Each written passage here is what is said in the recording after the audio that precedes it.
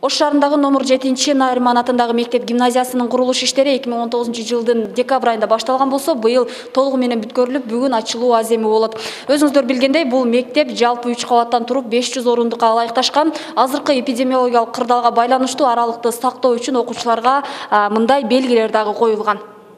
Коррупциядан түшкөн каражатка салынган бул жаңы мектеп эми башталгыч класстын окуучуларына билим бере баштайт. Ашкана, эмгек канаасы, медициналык кабинети, мугалимдер канаалары, китепканасы жана окуу залы камтылган.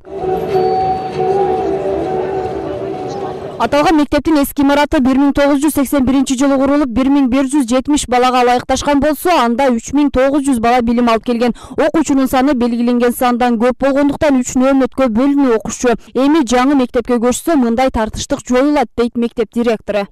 Ошол жерде 1700 бала чыгат бияка. 1700 бала чыгат. Мектеп эме тартыш болобу?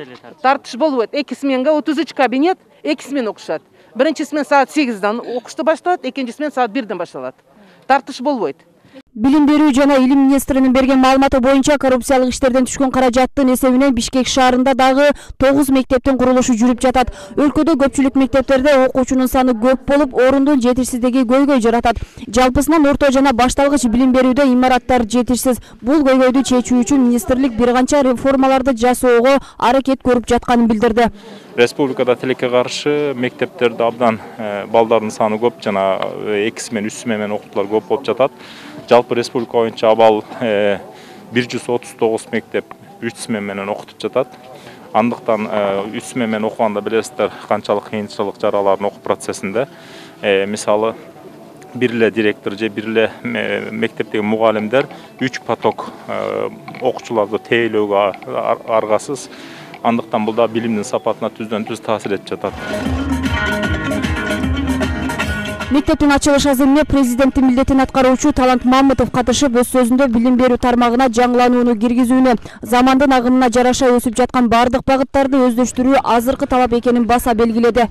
Биз ошол өстүрүп аткан балдарыбызды кандай билим берип атабыз? Бүгүн технологиялардын өнүгүүсү, ошол интеллектуалдык мындай эмгектин заманында болду.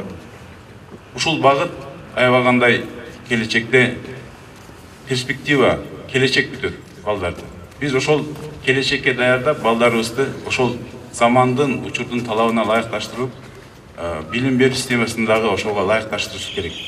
Эске салсак, Ош шаарында мектеп бала бакчалардын курулуш иштери бүтүп пайдаланууга берилгендери да бар. Бирок анын баары санариптештирүү системасын колго алганы тууралуу маалыматтар ачыкталбай келет. Мимоза Жаныбек кызы, Айбек Үсөнұлы, Ынтымак.